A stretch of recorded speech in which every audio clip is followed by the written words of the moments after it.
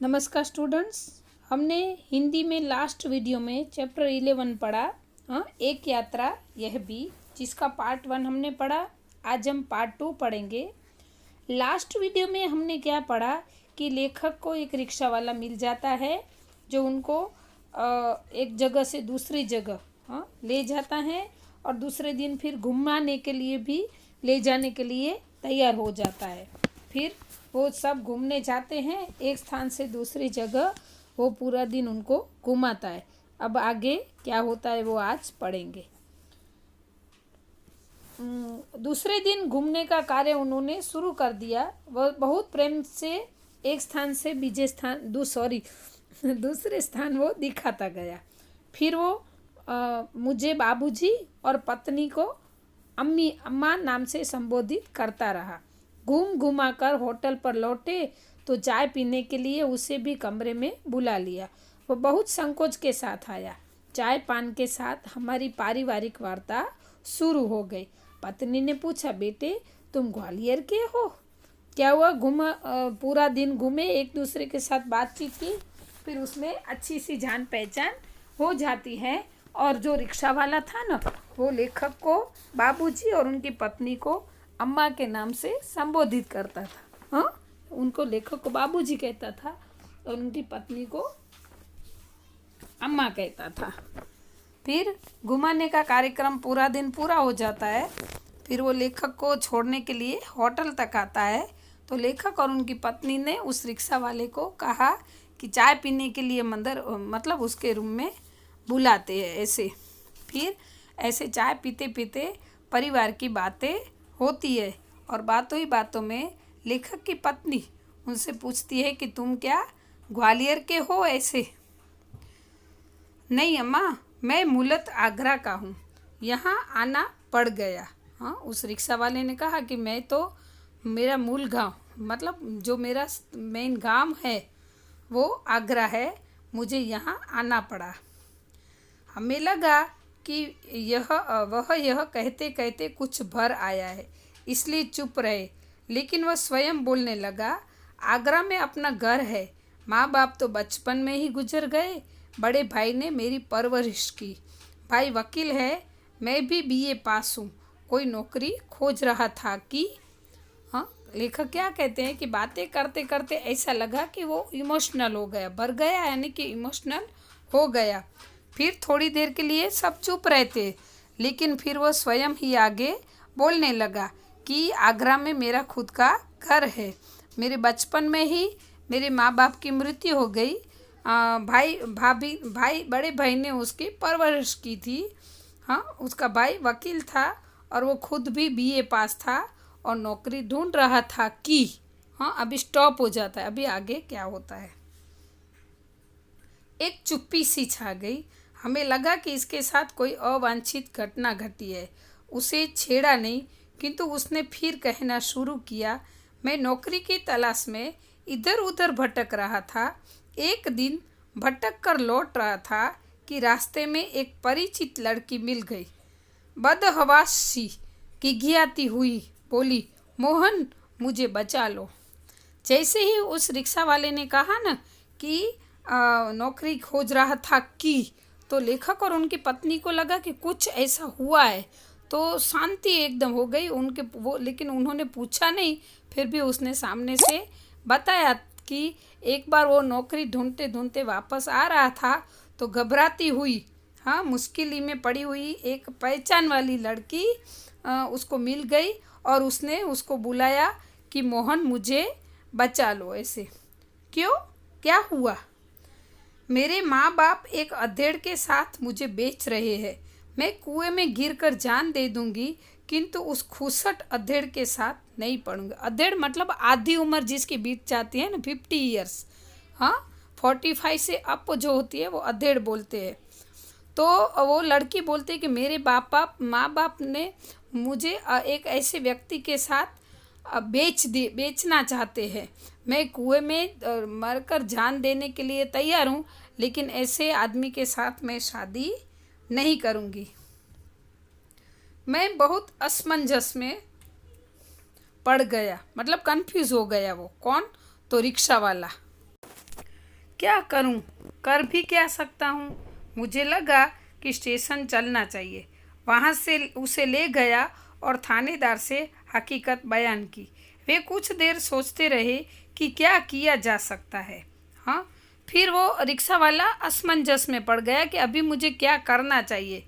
तो फिर उसने सोचा कि अभी मैं क्या करूं, क्या करूं। तो उसको लगा कि चलो उसको मैं स्टेशन यानी कि पुलिस स्टेशन ले जाता हूं। तो वहाँ से वो उसको थानेदार के पास ले जाता है, मतलब पुलिस स्टेशन में ले जाकर वहाँ का जो थानेदार था उसको पूरी हकीकत बताते हैं कि ये ऐसे इस लड़की के साथ हुआ है, ऐसे करके फिर उसके लिए क्या किया जाए। थानेदार साहब बोले, इसकी FIR लिखकर उसके माँ बाप को हवालात में बंद कर देता। लेकिन फिलहाल चिंता इस लड़की की है कि आखिर इसके लिए क्या किया जाए। थानेदार ने कहा कि अगर ऐसा पॉसिबल है तो मैं अभी FIR लिख के इसके माँ बाप को मैं अभी का अभी बंद कर दूँ, लेकिन फिर इस लड़की का क्या करेंगे? हाँ, उसके माँ बाप को तो हम गिरफ्तार कर लेंगे, लेकिन फिर इस लड़की का क्या किया जाए। एक छोटी सी चुप्पी के साथ वे एकाएक बोले, तुम्हारी शादी हो गई है? ये बात रिक्शा वाला बोलता है। हाँ, रिक्शा वाले के साथ ये हुआ कि वो लड़की की मदद करने के लिए उसको पुलिस स्टेशन ले जाता है और पुलिस स्टेशन में थानेदार ने ही उसे इस रिक्शा वाले को ही पूछा, जिसका नाम मोहन था, कि तुम्हारी क्या शादी हो गई है? मैंने न में सिर हिलाया, सिर से उसने बोला कि नहीं हुई है ऐसा। तो बोले, तुम इससे शादी क्यों नहीं कर लेते? हाँ, अचानक से उस मतलब पहले चुप्पी छा जाती है कि अगर लड़की के माँ बाप को गिरफ्तार किया जाए तो लड़की का क्या। थानेदार रिक्शा वाले से ही पूछ लेते, क्या पूछते कि क्यों न तुम इससे शादी कर लो, क्यों नहीं करते इससे शादी। मैं तो इस आकस्मिक प्रस्ताव से चकरा गया। आकस्मिक मतलब अचानक जो प्रस्ताव मिला उससे वो एकदम चक्कर खा गया, किंतु पल बाद लगा कि इसमें बुराई क्या है। मैंने कहा, सर इससे तो पूछ लीजिए। पहले वो थोड़ा चकरा, मतलब उसको कुछ समझ में नहीं आया कि अभी क्या करूं, लेकिन फिर एक क्षण के लिए वो सोचने लगता है कि इसमें बुराई भी नहीं है। हाँ, फिर वो कहता है कि सर पहले इस लड़की को तो पूछ लीजिए ऐसे। थानेदार ने उससे पूछा तो उसने स्वीकृति सूचक सिर हिला दिया। लेकिन क्या मोहन? थानेदार ने उस लड़की को पूछा तो लड़की ने हाँ बोला कि हाँ, वो मोहन के साथ, उस रिक्शा वाले के साथ शादी करने के लिए तैयार थी। तो लेकिन मोहन फिर बोलता है कि लेकिन क्या मोहन? बाबूजी, लेकिन यह है कि भाभी अपनी बहन से मेरी शादी कराना चाहती रही, बात तय हो चुकी थी। फिर बाबूजी, मैंने सोचा भाभी जी की बहन से तो कोई भी अच्छा आदमी शादी कर लेगा, वहाँ कोई संकट नहीं है, लेकिन इस लड़की की तो जिंदगी खतरे में है। लड़की सुंदर भी है, परिचित, और सबसे अहम बात यह थी कि वह संकट में है। इसे विवाह करना प्रीतिकर भी होगा और मानवीय भी होगा। हाँ, वो बाबूजी कहकर लेखक को संबोधित करता है। लेकिन क्या हुआ मोहन? उसने लेकिन कहा, ये बात कर रहा था अपनी पूरी, और बीच में लेकिन बोला तो ऑन द स्पॉट ये लेखक ने उसको पूछा कि लेकिन क्या ऐसे? तो कहा कि बाबूजी, लेकिन मेरी भाभी थी ना, वो अपनी बहन से मेरी शादी करवाना चाहती थी, जो तय हो चुका था। फिर ऐसे उस रिक्शा वाले ने यानी कि मोहन ने सोचा कि मेरी भाभी के बहन को तो और भी अच्छे लड़के मिल जाएंगे, लेकिन ये लड़की जो अभी मुसीबत में, संकट में, जिसकी ज़िंदगी खतरे में है, और वो सुंदर भी थी और परिचित भी थी, तो अगर इससे शादी करूँगा और अगर संकट में है तो उसको बचाऊँगा तो एक मानवीयता होगी। हाँ, कि मानवता हो जाएगी। और प्रीतिकर मतलब कि उससे लगाव, मतलब जो एक मानव के साथ दूसरे मानव का जो प्रीत होती है, हाँ, सही होगा, ऐसा इसका मीनिंग होता है। फिर हाँ, वो पूरी बात कहता है कि फिर मैंने ये सोचकर इस लड़की के शादी की, लड़की से, कि एक मानवता भी हो जाएगी। लेकिन वापस ये लेकिन बोलता है तो वापस से लेखक बोलते हैं फिर लेकिन। हाँ, अब समस्या ये है कि विवाह एकदम तो न हो जाएगा।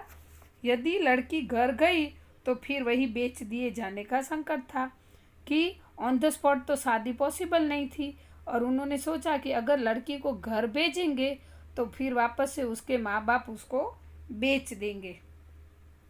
लेकिन इस लड़की तो मैं साथ में जाऊं, ले जाऊं तो भैया भाभी को नाराज होंगे। इसके माँ बाप मेरे ऊपर लड़की भगाने का केस कर देंगे।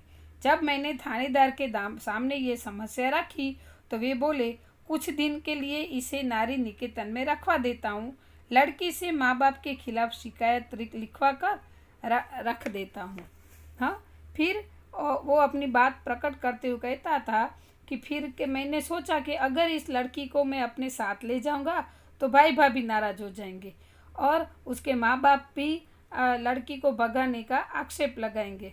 तो उसके बीच में थानेदार ने उसका रास्ता निकाला कि अभी इस लड़की को नारी निकेतन की जो संस्था है उसमें रख देते हैं, रहने के लिए कह देते हैं।